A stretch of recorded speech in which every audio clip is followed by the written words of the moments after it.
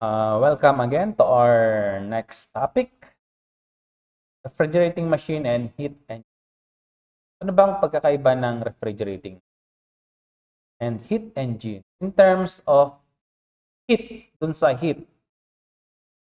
In terms of heat, di ba? Heat ang usapan natin dito. So, refrigerating machine, ang ginagawa niya, na-absorb niya yung heat, ina-process niya para maitapon niya, ano? Yun ang ginagamit na, yun ang objective ng refrigerating machine. Natapon niya, no? Pinaprocess niya. Now, ang heat engine naman, gumagamit siya ngayon ng heat para gumana. Gumagamit siya ng heat para gumana. Example, yung motor natin, yung motorcycle natin, or yung water pump, diba? Or yung sa hand tractor. Okay? Gumagamit lahat yan ng heat. Yung sasakyan natin, para gumana. Yun ang pagkakaiba, no? Yung ref, tatanggalin niya yung heat para lumamig, ano? Kasi ano naman, heat engine naman, kailangan naman niya ng heat para gumana siya. Yun ang pagkakaiba. Okay? So, this is the sample of heat engine, yung gasoline engine natin, yung motor natin, or yung tractor, or water pump, yung mga gasoline engine. Okay? So, ito, kailangan niya ng heat para mag-work, ano? Hindi gagana kasi yung motor, di ba? Kung walang gasolina. And wala siyang, kung walang spark plug, ganun, dito, di ba? Through compression, no? So, intake, dito, papasok yung gasoline. Anong gagawin nung piston? Iko-compress niya ngayon, di ba? Iko-compress niya. And then, anong gagawin nung spark plug? I-ignite niya ngayon, no? Boom, boom, boom, boom, boom, boom, ganun, di ba? So, magkakaroon siya ng power. So, gumagana siya ngayon. Ito, itong piston natin. And then, yung iba, ano mangyari? Exhaust niya, no? Itatapon niya yung iba, no? Through heat, ano? Low temperature na. Hindi na niya itatapon na mas mainit, ano? Yan. So, this is the sample of heat engine, ano? Heat engine. Okay? So, heat engine, a system operating in a cycle and producing a net quantity of work from a supply of heat. Okay? Now, heat energy from T2. Sabi niya dito. From T2, di ba? High temperature yung gasoline dito sa taas, ano? Sabi niya, is supplied to the engine. Okay? And converted into useful work and rejects the remaining energy as heat transfer. Okay? I-reject niya dito sa baba. True, saan ba yun? Sa tambutso siguro yun, no? Sa tambutso. Umusok siya. Kung wala yung tambutso, hindi niya mag-overheat yun, ano? Or dun sa may, di ba, mayroon siyang radiator ata, o radiator. Yung iba, may coolant. Ano? Okay? Ganon. Heat, rejects the remaining heat or energy to a low temperature reservoir or heat sink. Heat sink ang tawag doon. So, T1. Yun, T1.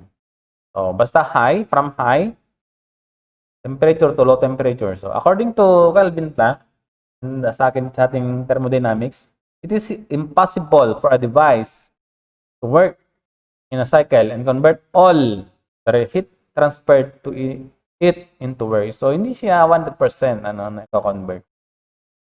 Mayroon pa ring losses. Siyempre, loss yung iba, ano. So, yan. Now, yung formula natin, in evaluating the performance, ng heat engine, so, efficiency, ang tawag doon, efficiency, di ba? Kapag in-evaluate mo yung efficiency ng isang engine, or tao siguro, or makina, of course, output over input. Ano ba yung output ko? Ano ba yung input ko? So, output, ito, dapat mag-work siya, no? Magtrabaho siya. Magro-roll yung makina, no? Ano ba yung input mo? Of course, yung gasoline. Hindi gagana yung makina kung walang input yung gasoline dito yung sa taas. So QA divided by work divided by QA. However, yung work is equal to QA minus QR. Papasok mo yung gasoline, yung iba itatapon niya. Yun. Through the heat engine na yun. So, makikita nyo to dito mamaya pag nag-solve tayo. Okay. Now, ano naman ang refrigerating machine? So, refrigerating machine, di ba? Yung sa first topic natin, is an machine or engine that cool or maintain a body at lower than its surrounding. So, anong ginagawa ng refrigerating machine? Yung aircon, yung ref. So, anong ginagawa niya? So, ina-absorb niya yung heat or energy na na-detect niya doon sa loob at T1, at low temperature, di ba? Mas malamig sa loob, sa aircon room. Tapos, tinatapon niya sa labas, di ba?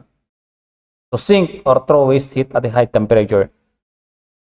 Using the compressor, yung work, So, the heat rejected to the surrounding is the sum of heat absorbed, QA, and work. So, yun. QR is the QA plus W. Now, let me explain how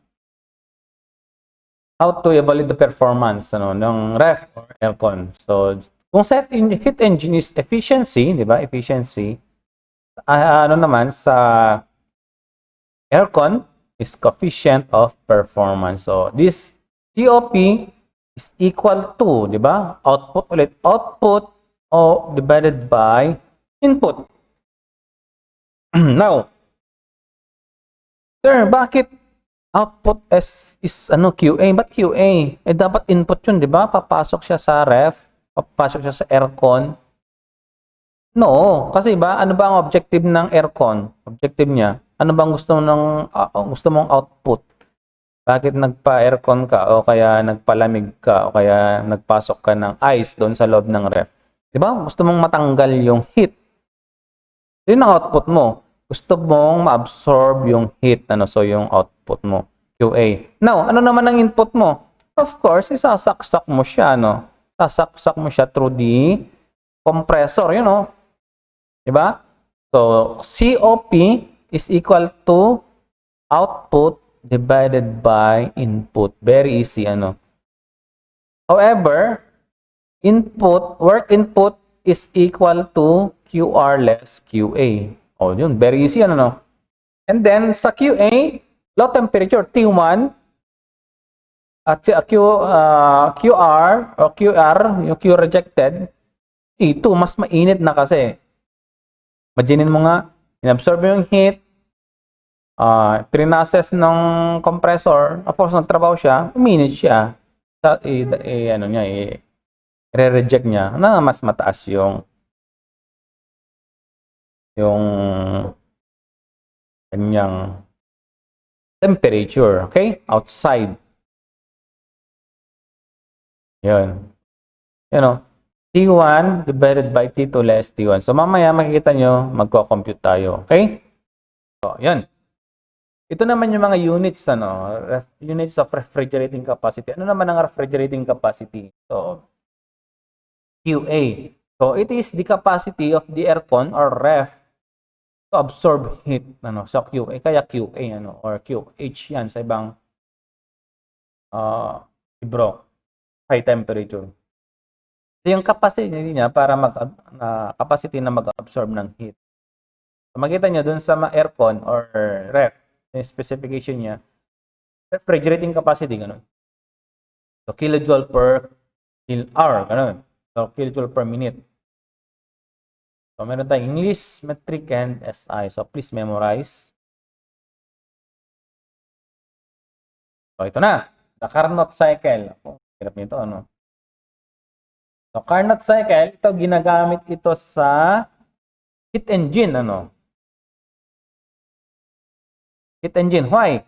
Yun nga, nakita nyo, yung QA, papasok siya ngayon sa heat engine, yan. Isothermal, yung sa process A to B.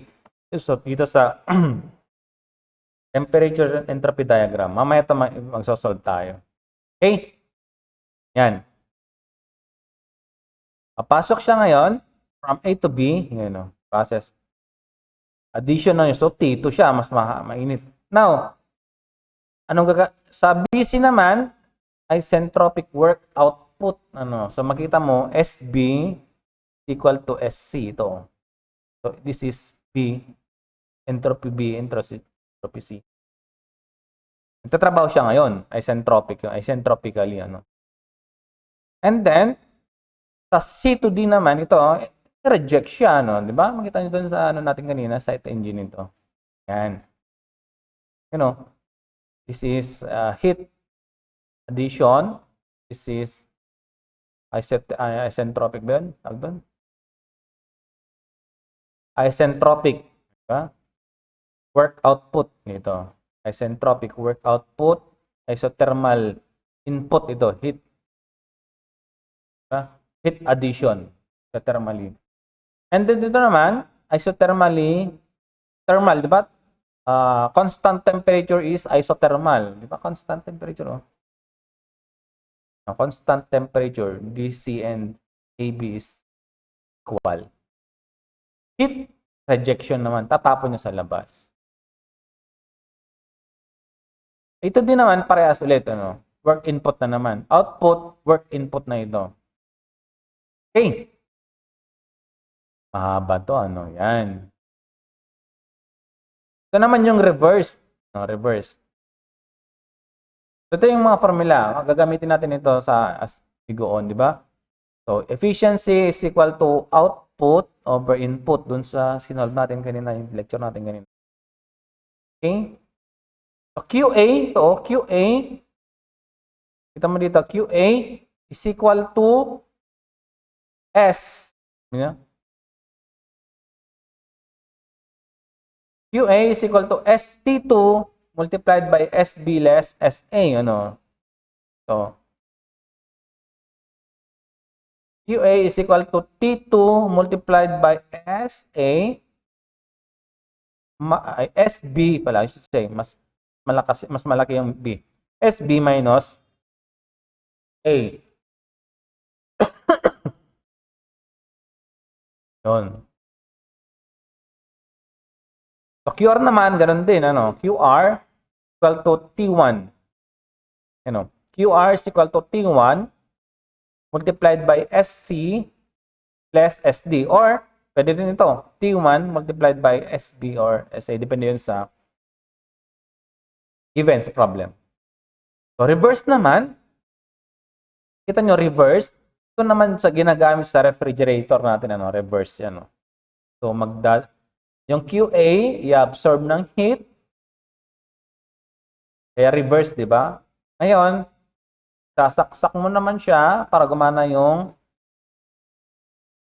compressor. So, work input yun. Now, yung heat is rejected outside. So, T2, So, QA is equal to T1, temperature 1, multiplied by SA minus SD, or QA is equal to T1 or T2 SB minus T1 SB multiplied by SC kasi parehas yung A at saka B, parehas yung D. SD at saka yung isentropic. Entropy A, entropy B. So dito, sa process A to B, isentropic work input, di ba? Isentropically, And then, B to C, isothermal heat rejection, di ba? Isothermal means heat constant, di ba? B to C. QR. Expansion dito sa expansion valve. Yung expansion valve kasi, ba? Doon sa topic natin na first, siya yung yung nagre-regulate ng heat bago from the condenser papasok doon sa evaporator, i-regulate ng expansion valve yun para from high maging low temperature. Okay, naintindihan. Okay. Isentropic expansion naman ito, C to D. And then i-absorb na, ano, mag-absorb. So, isothermal heat absorption dito sa baba. Basta dito sa baba, heat absorption, ano. In output, gusto kong lumamig yung kwarto ko. So, yung gusto kong output is lumamig. Sasaksak ko yung aircon, of course, magwo-work siya, input ito, and then reject. Yun na, very simple explanation. Okay, okay, nandito na. So, COP, QA, divided by work, output over input. Now, the coefficient of performance is always greater than 1. Pag na-compute mo is less than 1, wrong. Wrong. Mali yung sagot mo. Okay? That's it. Magko-compute na tayo. Ayan. Marami ito, ano. Okay. Solve na natin yung number 1. Magsosolve na tayo. A refrigerating system operates on the reverse Carnot cycle. No? Reverse Carnot cycle. The higher temperature of the refrigerant in the system is 120 degrees Fahrenheit and the lower is 10 degrees Fahrenheit. The capacity is 20 tons. So the net losses. Okay. So determine, sabi niya, marami siyang determine. Now, yung number 1, reverse Carnot cycle. Ibig sabihin, this is a refrigerator or air conditioning system. So, ang dito, ang technique pa dito, yung drawing natin. Drawing natin yung problem. Para makita nyo kung saan galing. So, ano muna natin yung mga given. So, T1, or I should say T2, is 120 degrees Fahrenheit. T1 is 10 degrees Fahrenheit. Right? And QA, pero yung sabi ko the capacity. Ibig sabihin, capacity, ito yung, di ba, yung lecture ko kanina, yung sa lecture natin dun sa first, refrigerating capacity is the capacity of the refrigeration system to absorb heat. So this is 20 TR ito, hindi siya tons na kilo, yung weight. So 20 tons. However, sabi niya dun sa given formula, temperature should be absolute temperature. So pag Fahrenheit plus 460, ito na elaborate, was 580 degrees Fahrenheit for 70 degrees Fahrenheit. Now, i-convert natin ito into BTU per minute kasi BTU per minute yung mga choices natin. Okay, 1 ton of refrigeration is 200 BTU per minute. Okay, so please memorize that ito. So this is 4,000 BTU per minute. So QA added. Ito yung capacity. Q absorb lang. O QA divided sa. Now, the-drawing natin siya. Yan. Para makikita nyo yung flow. Ito yung compressor below. Tapos ito yung room. Yan. Okay. So, this is the evaporator T1 and this is T2. So, at T2 is 580 degrees Fahrenheit, T1 is 470 degrees Fahrenheit.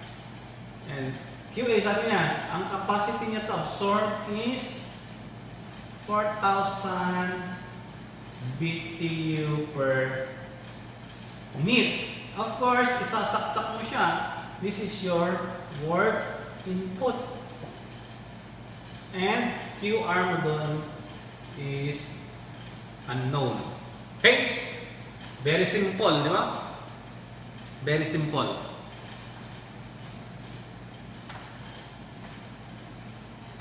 Now, letter A. What is the COP? Sabi niya. What is the COP? Okay? COP, ano ulit? Basta isipin mo output machine ito divided by input. Oh, di ba? Ano yung objective ng ref ulit? Absorb yung heat dito sa loob. Hindi, this is not input ano, yung sabi ko kanina, yung sa lecture natin, yung first na lecture. This is output. Output is matanggal yung 4,000. So, QA over input, work. However, ulit, hindi ito given isa. Given lang ito. Pero given yung kanyang temperature, ano?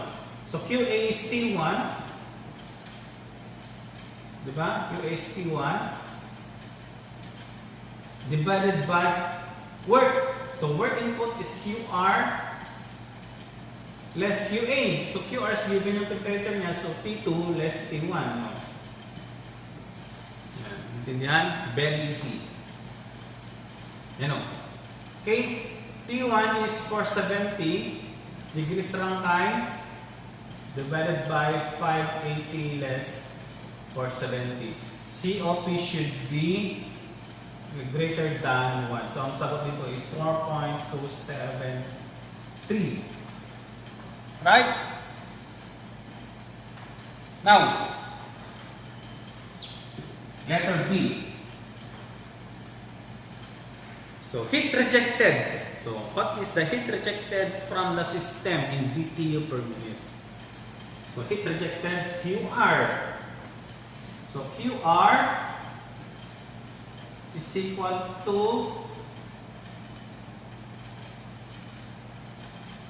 work input divided by QR is equal to work input plus QA. Diba? Work input is equal to QR less QA. So, from the formula, work input is equal to QR less QA. Revising the formula. However, wala na naman tayong formula, hindi pa ito given. Hindi pa ito given. Pero given na yung COP. Di ba?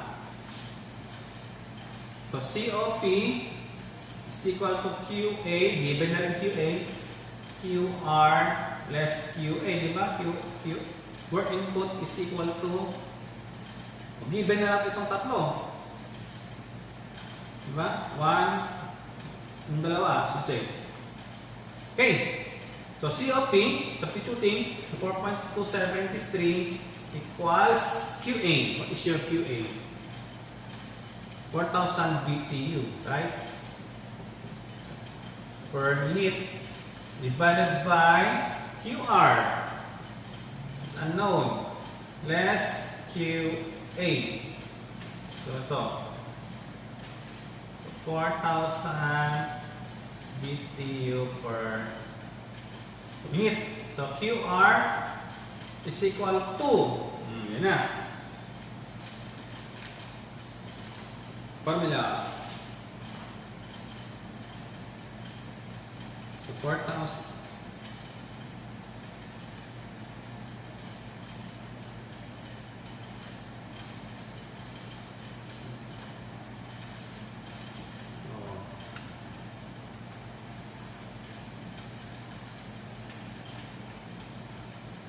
$4.273 is equal to 4,000 less plus, I should say plus, hindi pa masang kabila yun, multiplied by 17,092. So QR is equal to divided by 4.273. So, ang sagot dun sa ano ay 4.936.11 BTU per minute. So, ito yung itatapon niya na heat doon sa labas. So, di ba? Mas mainit siya. From 4,000, in-absorb niya, naging 4,936. Oh, masasabi natin yung work. Work.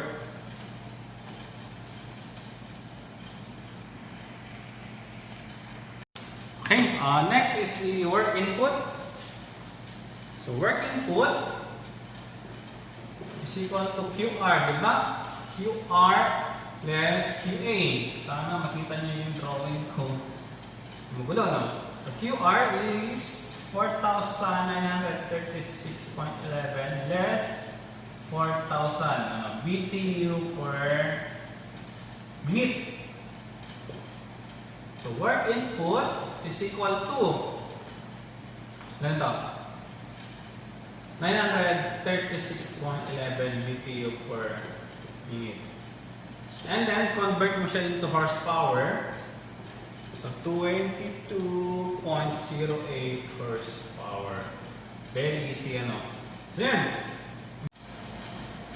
Okay. Number 2. A refrigeration system operates on the reversed Carnot cycle. So ref na naman to, ano? Reversed kasi. The minimum and maximum temperatures are negative 25 degrees Celsius and 72 degrees Celsius respectively. If the heat rejected at the condenser is 6,000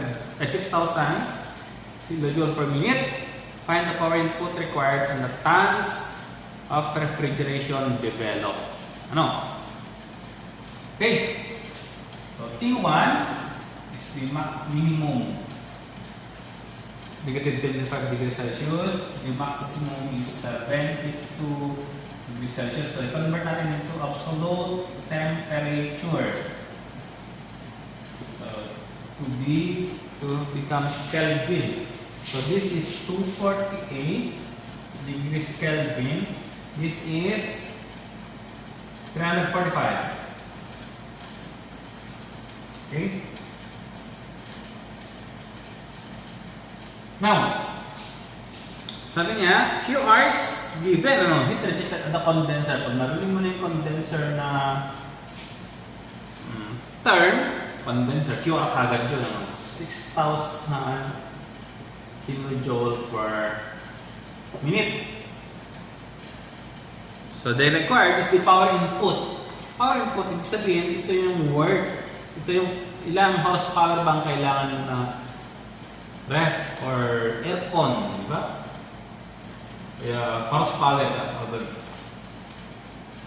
So power input. So work input is the unknown and the QA. Ilang tons ang kailangan? Tons of refrigeration ng tao. So drawing natin para magandang, madaling i-draw. Draw natin. Yan. Diba? So this is T1. So this is QA. Meron siyang work input dito.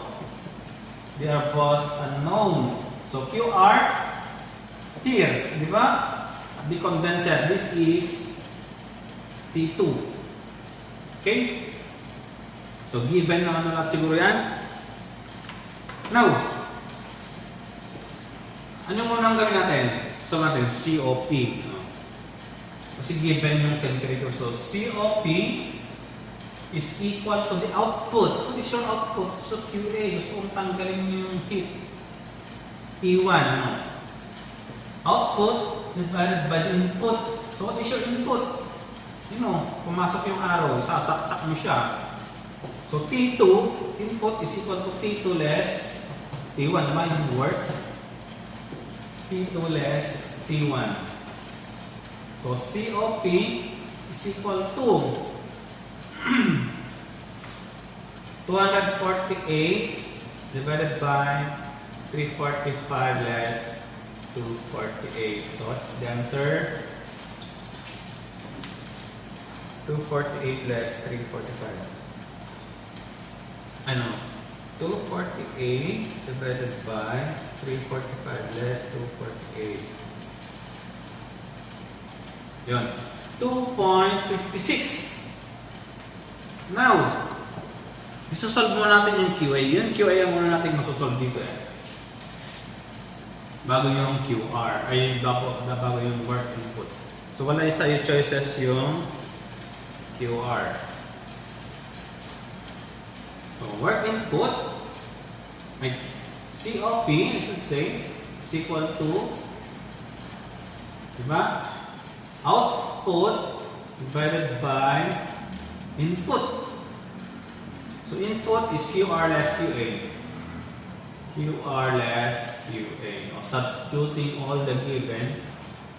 So 2.56 equals QA. So unknown. QR is 6,000 minus QA.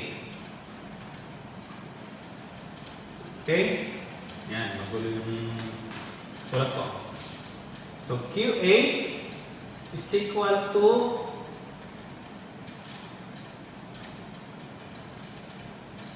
6,000 multiplied by 2.56 divided by 3.56. Okay. So 4,314.61.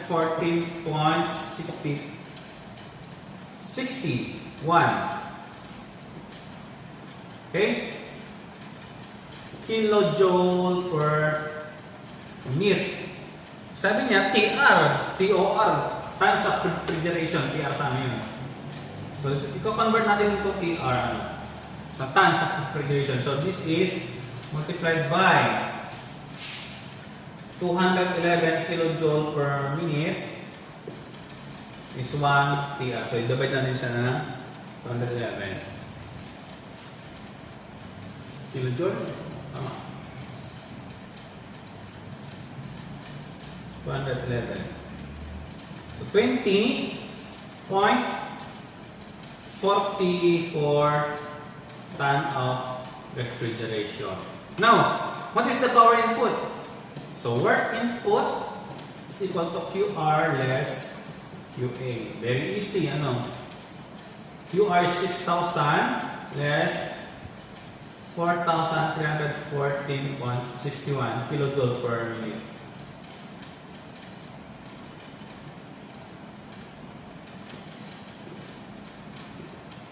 So, work input is equal to, so 6,000 less 4,314.61. So 1,685.39 kilojoule per minute. Convert natin into horsepower para makita natin ano. Now, you know, so 211.11 kilojoule per minute is equal to 3.52 kilowatt, multiplied by 0.746 kilowatt. Diba? Importante dito na yung mga unit conversion natin. So, work input, how many horsepower kaya? Times 3.52 divided by pulse 211 divided by 0.746. So 37.69 horsepower. Ang kailangan mo na refrigeration system to operate, to maintain the room at negative 25 degrees Celsius.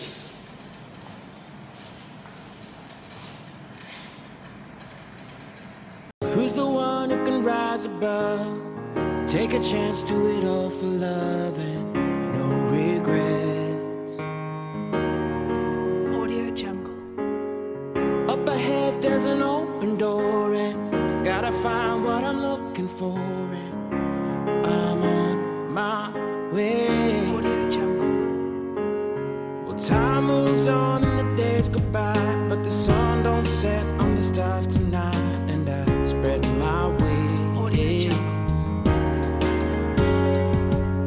My head's in the clouds with my feet on the ground, my aim held high and I'm moving on. My time is now to make all my dreams come true, to let all the